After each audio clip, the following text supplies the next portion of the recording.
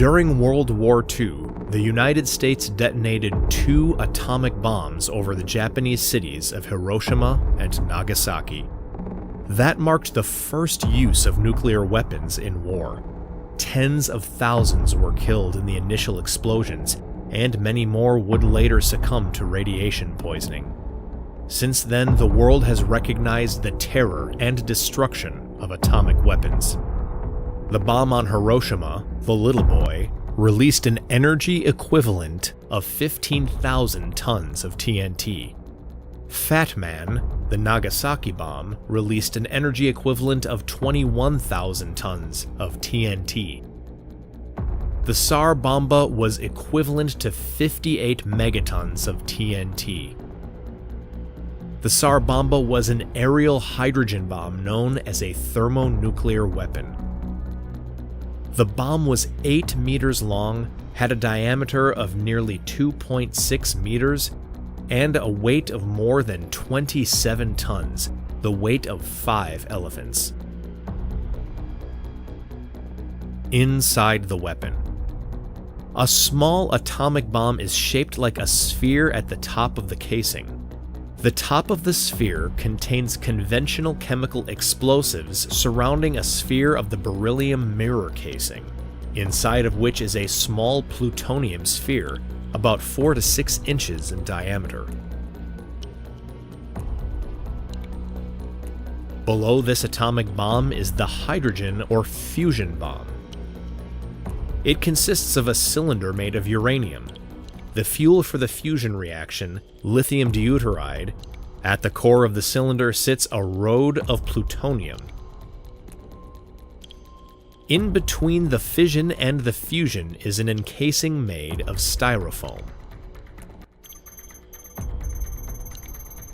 A Tu-95V bomber was modified to carry the weapon. It was so big it couldn't even fit in the internal fuselage of the enormous plane. The bomb was mounted on the outside of the aircraft. The plane was painted brightly white to lessen the impact of the megabomb flash. The aircraft, piloted by Andrei Dernovtsev, took off from the Kola Peninsula. It was joined by an observer plane to measure the impact of the bomb. At approximately 11:32 a.m. Moscow time, Tsar Bomba was dropped over the Mityushika Bay test site on the deserted island of Novaya Zemlya. The bomb was equipped with a special parachute that would slow its fall, allowing the plane to fly a safe distance from the blast. Barometric sensors set the bomb to detonate 4 kilometers above the ground. The barometric sensor detects the final altitude. 32 bridge wire detonators release an electric spark to detonate the chemical bomb. The chemical bomb detonation causes compression inside the plutonium and releases bursts of neutrons. 1 atom of plutonium is hit by a neutron, splits into 2, and releases energy, producing 2 or 3 additional neutrons. Each of these goes on to react or split other plutonium atoms, thus maintaining a chain reaction that produces a high level of heat, higher than even that at the center of our Sun, 100 million degrees Celsius. The center of the Sun is 15 million degrees Celsius. The temperature results in an atomic explosion. The fission explosion creates high-energy gamma rays and X-rays, which heat up the styrofoam and turns it into plasma. The heat and pressure of the plasma compress the fusion cylinder, causing the lithium deuteride to react.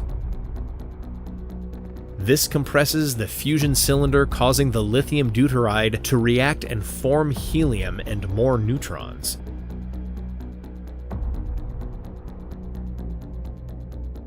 The neutrons cause the uranium casing and plutonium rod to undergo more fission reactions. This causes more pressure on lithium deuteride.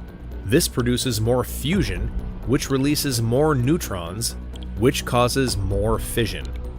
The positive feedback loop fission-fusion reaction goes back and forth until a huge explosion occurs, ripping everything apart.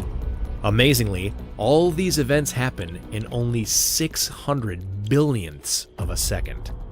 That produced a mushroom cloud more than 60 kilometers high.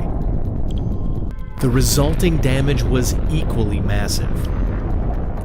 And buildings more than 160 kilometers away were reportedly damaged.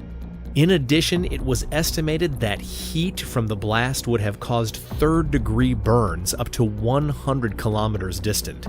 Despite its incredible destructive power, the Tsar Bomba was never actually used in combat.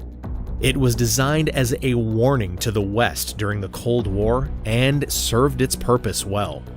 The Tsar Bomba showed everyone just how destructive nuclear weapons can be and served as a reminder of the devastation that could be caused if they were ever used in war.